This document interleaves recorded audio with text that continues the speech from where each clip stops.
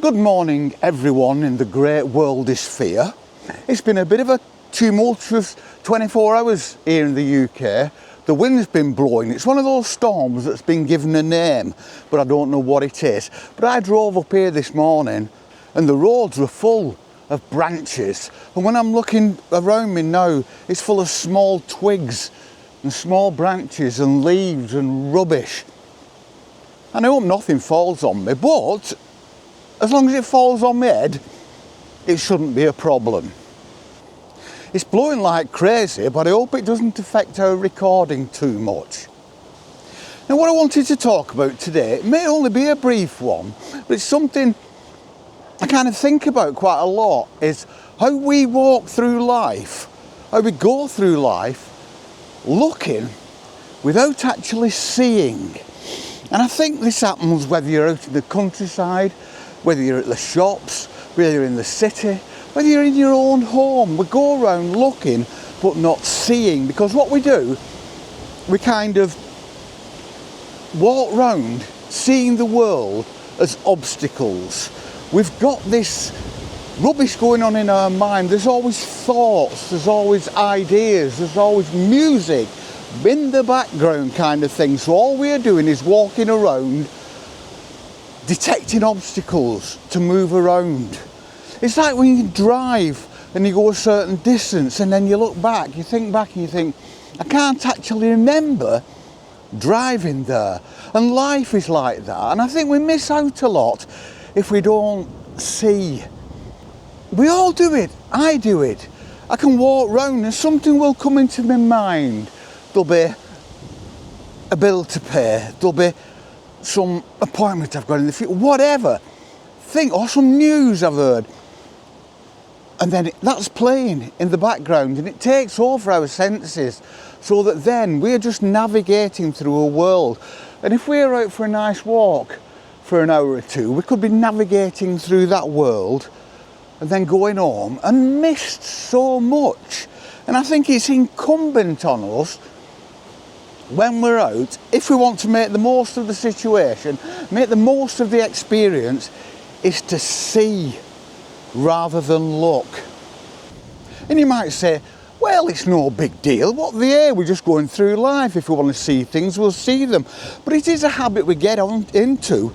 And if we don't take things on board, then we don't pass them on to our kids, to the next generation.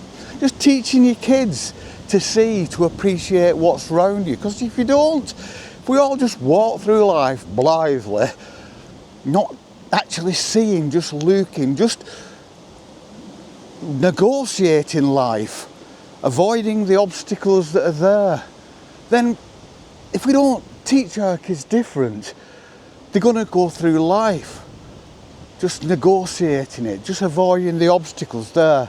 Then they're going to pass that on to their kids. So it's incumbent on us to see, to appreciate.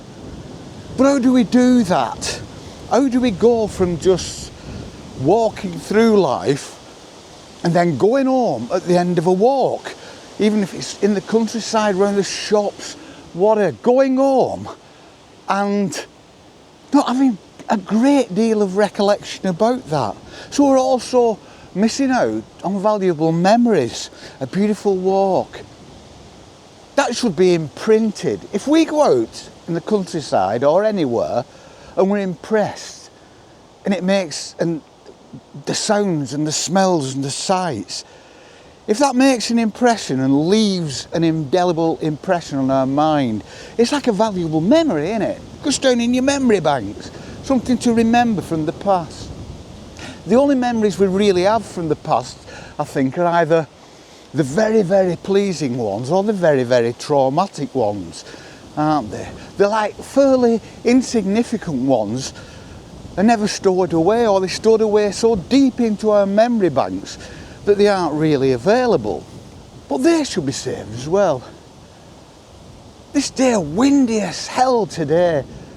Leaves and small branches blowing about all over the place. That's as valuable a memory as any other, isn't it? And that should be stored away. to be brought up. Whoa, do you remember that day in August when it blew like buggery? That should be a memory. But how do we do it? How do we go on about it? I think one of the things we can do is to remember that we aren't just walking through an inert landscape. We aren't the only living organism, the only intelligence that's just walking through a landscape that's been put there for our enjoyment, but doesn't actually do anything. We're actually walking, if we can just remember this, we're actually walking through a living landscape.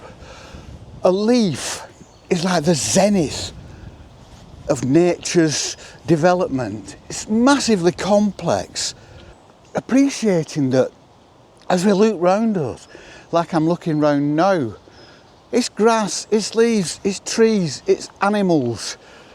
It's all alive. Can you imagine? I mean, when you think about it, if you stand in a field, you are absolutely swamped by living organisms. Everything out there is living.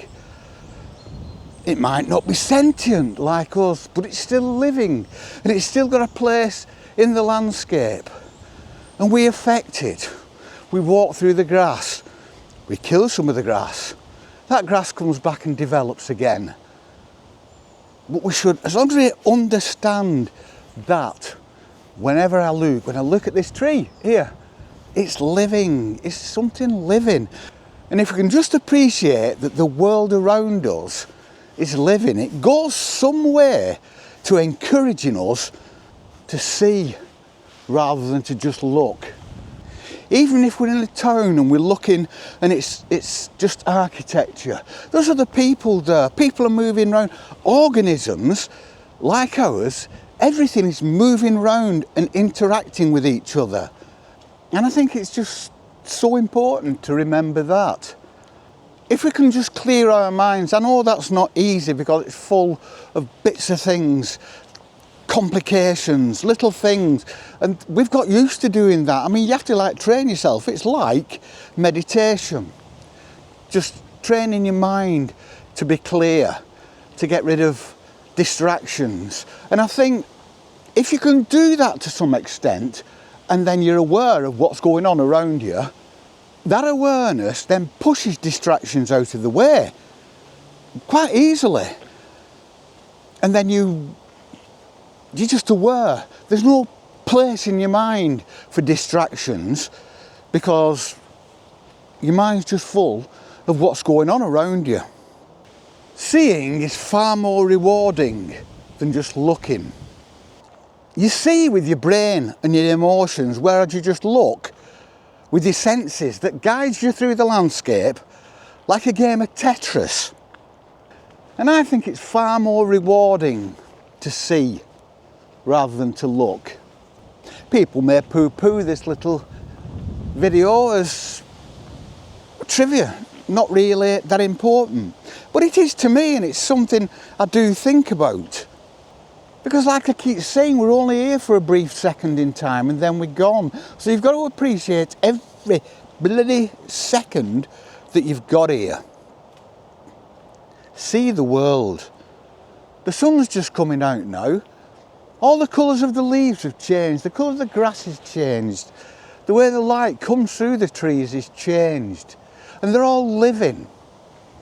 Everything around me. Flowers, the grass, the shrubs, the trees, everything is alive, and I'm just part of it. I'm no bigger than this lot. We're all just a series of cells put together in slightly different ways. And it's so nice to see all those cells put together in a slightly different way, stretching off into the distance, all alive. We're going to wander on now into this windy landscape because the wind's picking up again. Molly, what do you think of this wind? I don't think it bothers Molly too much. I hope you all have a nice windy day and I hope you're all safe. and we shall see you on the flip. And peace and love.